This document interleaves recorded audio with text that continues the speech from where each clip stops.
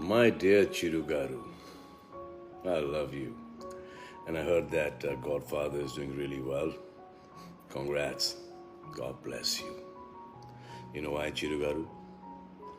क्योंकि इस देश और इस देश की जनता में है बड़ा दम. वंदे मातरम.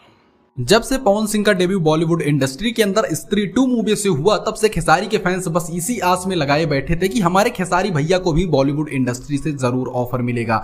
जी हाँ दोस्तों, आप लोगों की दुआएं काम आई और खेसारी भैया को बॉलीवुड इंडस्ट्री से एक नहीं बल्कि कई बार काम मिल चुका है।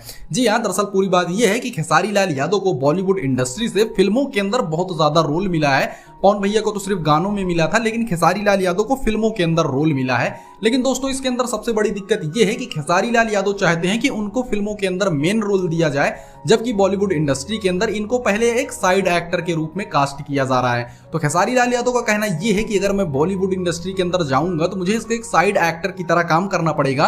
वहीं अगर मैं अपनी भोजपुरी इंडस्ट्री के अंदर एक मेन लीड में हीरो की तरह काम कर रहा हूं तो मैं क्यों जाऊंगा बॉलीवुड इंडस्ट्री के अंदर। बस दोस्तों, बस इसी बात की लड़ाई है। अगर खेसारी लाल यादव इस बात से कन्विंस हो जाते हैं कि वो एक साइड एक्टर के रूप में जाएंगे तो इनको एक नहीं बल्कि कई सारी फिल्मों में काम मिलेगा। लेकिन दोस्तों, खेसारी लाल यादव की भी जिद है कि वो जाएंगे तो सिर्फ एक मेन लीड में जाएंगे। और इस पर आपकी क्या राय? क्या खेसारी लाल को बॉलीवुड इंडस्ट्री में एक साइड एक्टर के तौर पर जाना चाहिए या फिर अपनी भोजपुरी इंडस्ट्री में रहकर भोजपुरी इंडस्ट्री को ही बढ़ाना चाहिए?